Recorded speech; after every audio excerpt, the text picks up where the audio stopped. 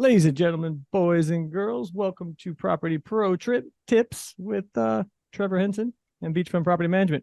Today we have the mystical, magical Brent Sprenkle on the phone and on the Zoom with us. How you doing today, Brent? Thrilled to be here. Thanks for having me. Good to have you, Brent. You are a pseudo celebrity. Wait till you guys hear his bio. Ready? 1, 2, 3. Here we go.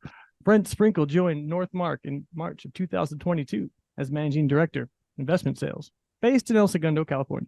He has 2 decades of commercial experience, folks, 2 decades, specializing in the greater Los Angeles multifamily market, and was a top 10 broker for 4 years at Berkadia, where he previously worked. He has sold more than $2 billion with a B in multifamily assets, comprised of well over 12,000 units, and has been ranked by CoStar as a top agent in the market.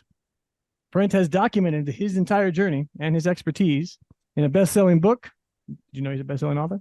$1 billion Portfolio. How to create a real estate empire. Prior to his work at multifamily, he spent time as an engineer. This I did not know, by the way. As an engineer building satellites at Hughes, following his education in mechanical engineering from Penn State. Welcome, Brent. Glad to have you, buddy. This is going to be great. All right. Well, let's kick it right off. Let's get diving right in. How did you get involved in the wonderful world of multifamily real estate? Well, I was not a very good engineer. I got laid off about my 3rd year out of college. I was working for Hughes. We worked on satellites. I got transferred to a division that was working on spy satellites, and I couldn't get a government clearance because my stepdad at the time was an Irish citizen, so they wouldn't give me a clearance for whatever reason. And they didn't have a place for me to go that didn't need a clearance, so I lost my job. And I was obviously upset about that and was like, I want to get some kind of a career that I can't get laid off from, that the only way I fail is if I fail myself. So after looking around, a friend of mine suggests I look into commercial real estate. Believe it or not, there were ads in the paper for commercial real estate brokers for hire. I found an ad, I sent my resume in, and a day later I got a call, and the guy basically said, if you have a car and you've got some time and you're willing to work for free, you got a job. You got to get your real estate license. So I was like, what the heck? What could possibly go wrong? And here I am. That is fantastic. So just to set expectations, Brent, how long did it take before you got your first deal after that first phone call? Oh, so it wasn't that long. It was about 6 months in after just pounding the telephones that I called a guy and had a meaningful conversation with him. And he basically was like, we've got a building that we want to sell. When can you come to my office? I was like, well, that was too easy. So, drove in to see the guy, and a week later gave me a listing on a 20-unit apartment building in Hollywood on a street called Hobart. Had that building sold within a couple of weeks, but then that was too easy. It was about another 6 months before the next deal came, which oddly enough was from the same people. They had another building they wanted to sell in Mar Vista, and it was like a 30-unit building. And then after that, I just kept picking up deals. And then it started getting easier and easier and easier. The old analogy was the first couple of years in brokerage is like trying to push a giant boulder up a mountain. It's just you're pushing it, and you can't see in front of the boulder. So you don't know how far you have to get to the top. Then all of a sudden you get to the top and the boulder just rolls down the other side of the mountain. The boulder represents the amount of hard work you have to do to get started in the first year or two. And once you get there, you get its own energy and it rolls itself down. And all you got to do is follow it. That is a fantastic analogy. Push it up until it starts to get easy. It starts to slip down the other side. And you're like, there you go. I've never heard that one before. so that 20 units in Hollywood was your first deal then? That was the first deal I ever brokered. Yeah. I remember everything about it. Still 1535 North Hobart, a guy named Jeff Green, another infamous commercial real estate owner, bought it. He ran for governor of Florida a few years ago. I thought that name sounded familiar. Yeah, he's the guy that shorted subprimes and got a couple $1 billion out of it. Yeah, another famous personality. Wow, economist maybe. Harvard MBA, smart guy. So that was your first deal, Brent. What was your most significant or sometimes most interesting or craziest deal? Oh, there's been so many, right? I mean, deals I bought for myself. I mean, I bought a couple of really nice apartment buildings up in Los Feliz a few years ago. Deals I brokered, I mean, I've had people give me their entire portfolios. They just woke up one day and just said, we want to sell, or they had a partnership meeting and the partner said, we want to liquidate. And you get a phone call, hey, Brent, we've been talking for a few years and we've got a bunch of deals we want to sell. Can you come over to meet with us? So I had a client call me kind of out of the blue about, actually, it was some other brokers in my office came to me and said, hey, we know this guy and he's got all these buildings, and it was like 800 and some units scattered out throughout LA County. And the guy gave us a listing on it, and we were shocked. It was just like, wow, this is why you work so hard, is to find deals like this. There was another saying, like, work really hard to find an easy deal. And that was what we did. And it was like an amazing assortment of buildings, and everybody wanted to buy it. And it was like a bidding war at the end of the day. Sold for like a couple $1 million over our asking price. So those are the deals that you wind up getting after you've been in the business for long enough, and provided you do a good job and take care of your clients, it just falls into place. Awesome. And those are the deals everyone hears about, not all the 2-3 years of calling, hitting the phones and getting told where to go and how to get there. That's not usually your first deal, a portfolio that's couple million over asking. That's the top of the mountain, right? I think so. Yeah, that was me chasing a boulder down the hill on the other side. Come back. And so, Brent, you're also an investor, correct? Correct. Yeah, of course. What does your own personal portfolio look like? Well, I just own apartment buildings in Hollywood, Koreatown, South Bay, and San Diego. And it all started with this mindset of, if I could buy one building a year, I'd be pretty darn set up over the course of a 20-year career. Now, my mistake was I waited a little bit too long to start buying buildings, but I had other priorities. I had to buy a house, things like that, and get everything set up. But, started buying buildings, and it's been, 1 or 2 a year consistently. So it's worked out really well. It's just a slow process. And why multifamily over commercial, retail, industrial? It's simple: familiarity and resources. Familiar because it's my day job. Talk to clients all day long. They tell me what they're doing, what they're buying, and why they're buying it, what their business plan is, et cetera. So you learn from the best. And I wrote a book about that. That $1 billion portfolio book that you mentioned is entirely written about these clients of mine that have had these amazing ideas and have just completely knocked it out of the park. The other thing is resources. I know everybody. I know you guys. I know banks. I know insurance companies. We know, plumbers, handymen. Just, I have all the resources down, and that's necessary. People, the idea of buying an apartment building could be a little bit overwhelming because they don't know how they're going to handle it.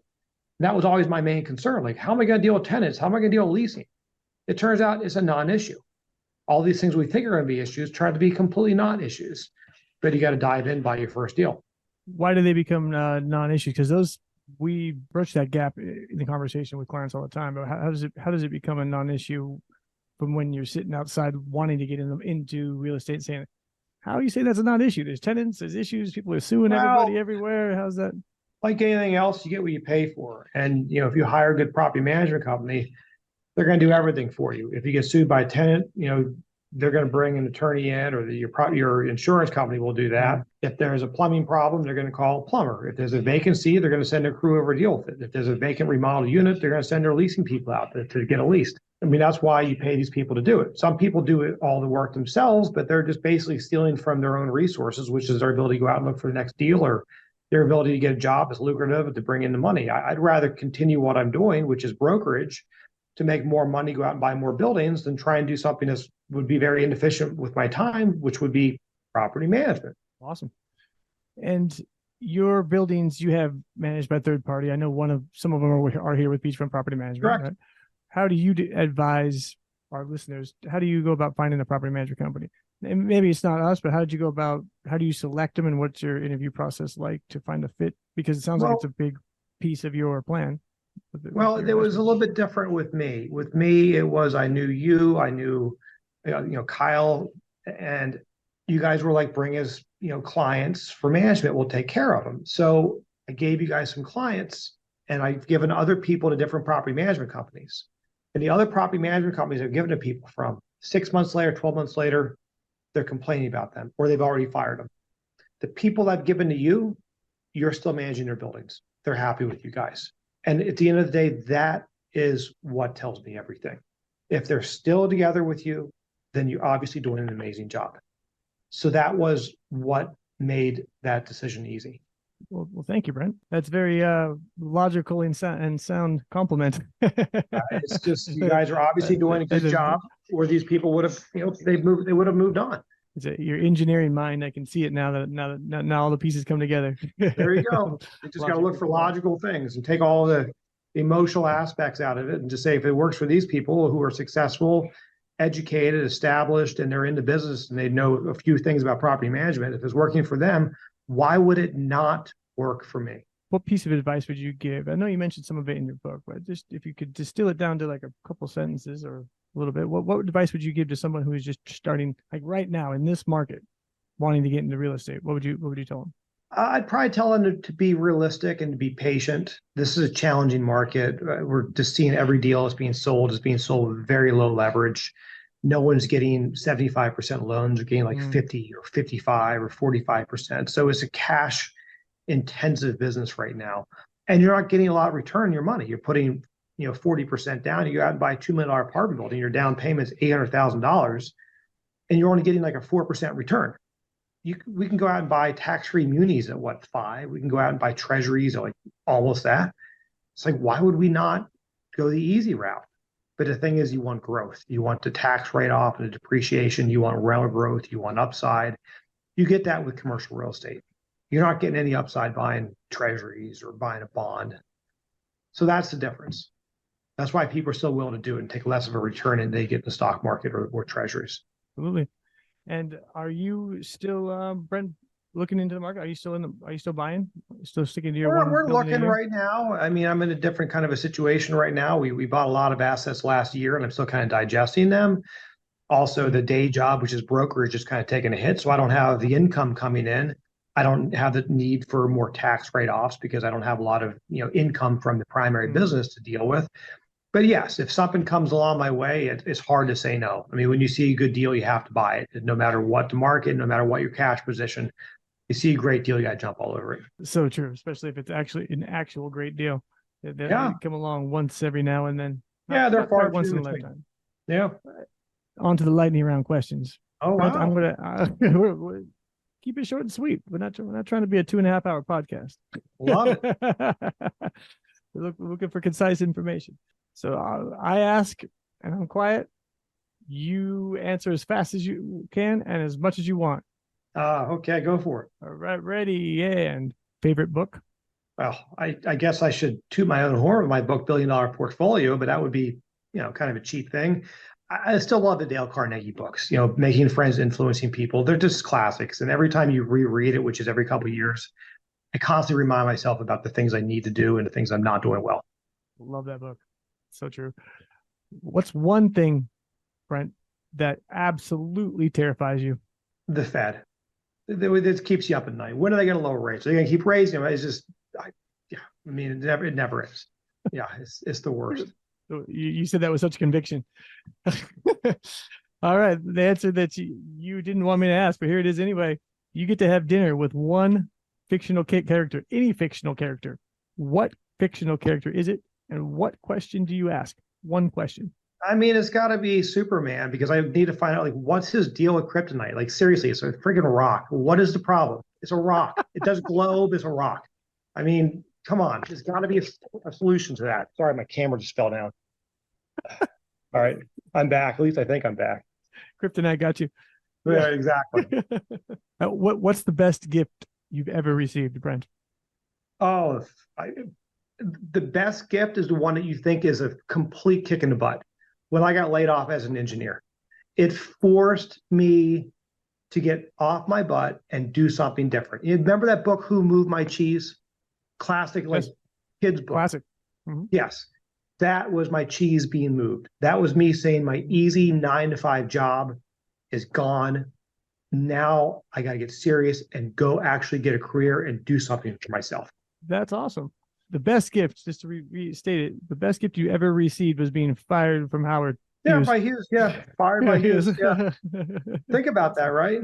When it first happened, it was like the most painful thing ever. Like, these son of guns, how could they lay me off? I'm really good, blah, blah, blah, blah, blah. And the later is like, I guess I'm not really that good at this. I'm not going to make money doing this job. There's no real career for me here.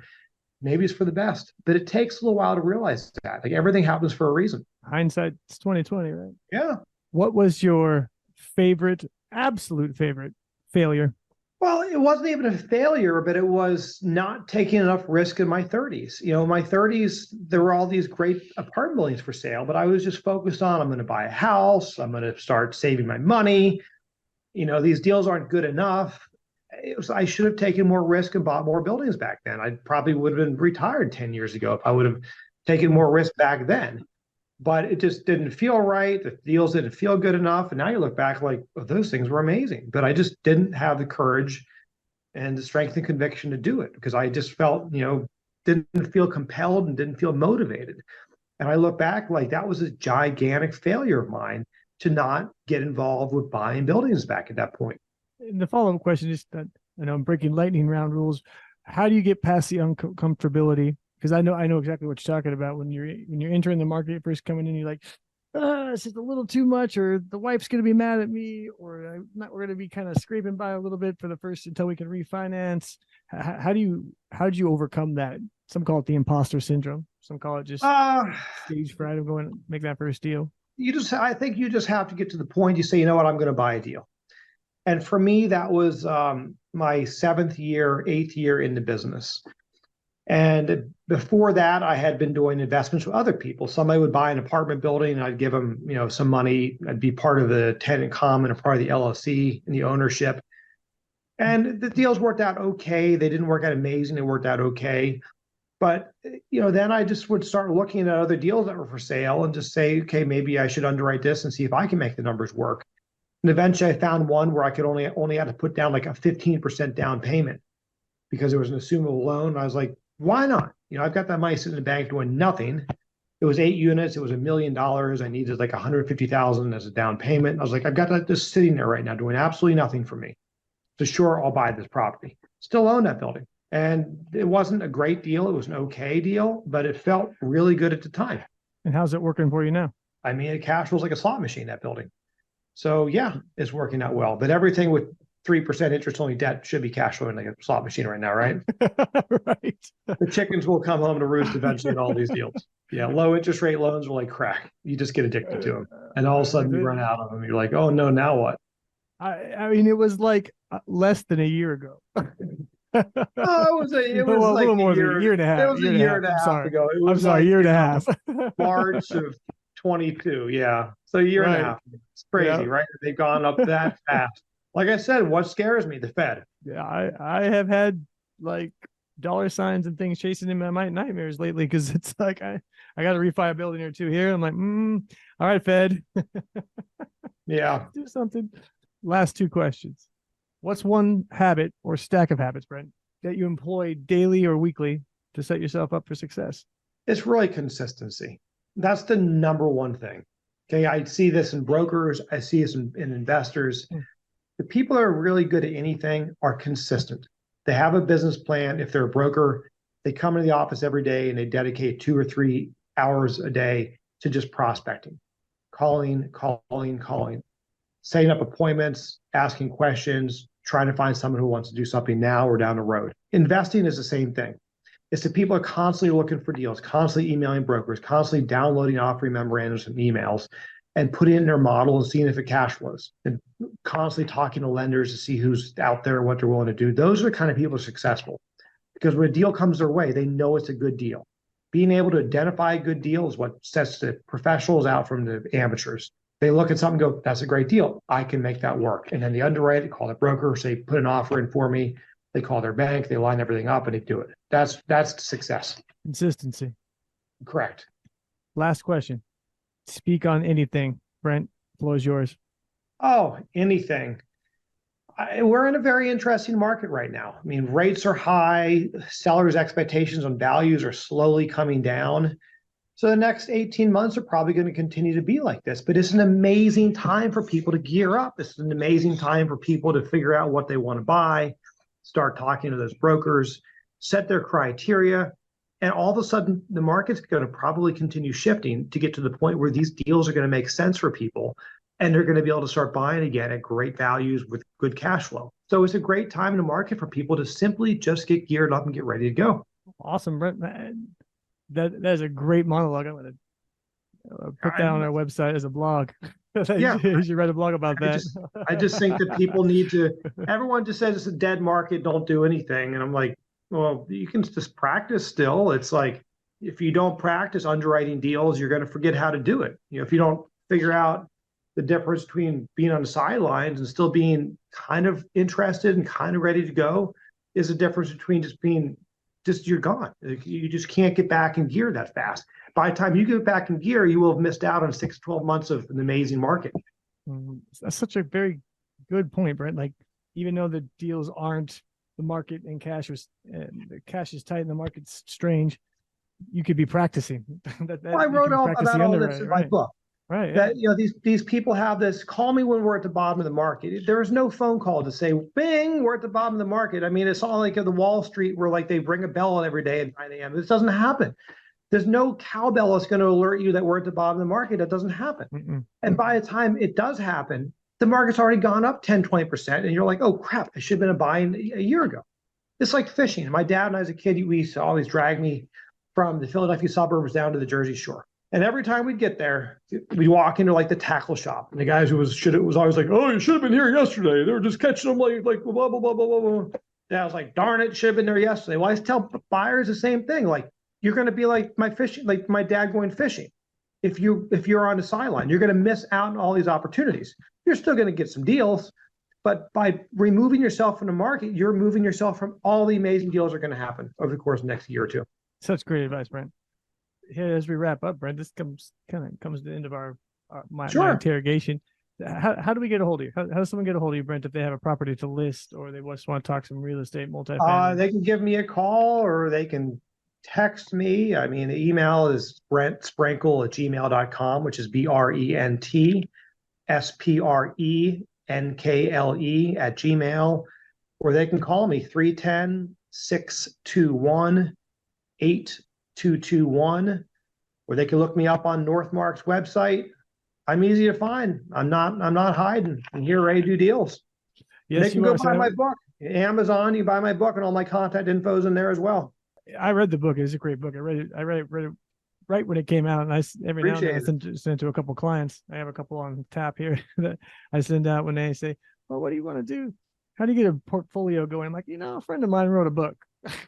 Start here. Yeah, I mean, that's why I wrote it, because everyone's always like, how do I do it? How did this guy do it? What was this guy's secret? And I'm like, I'm going to write a book about it. That's how the whole premise of that book came about. People ask me, wow, you sold buildings to this guy. What's his deal? How did he pull it off? How did he do it? So I wrote a book telling the stories of all these people, how they got started. All these people pretty much came from nothing. No one wants to hear a story about a rich guy who got richer. Everybody wants to hear about the guy who, mopped the floors in the back of the shop for a living, who all of a sudden now owns hundreds of apartment buildings. They want to hear that story, the rags to riches tale.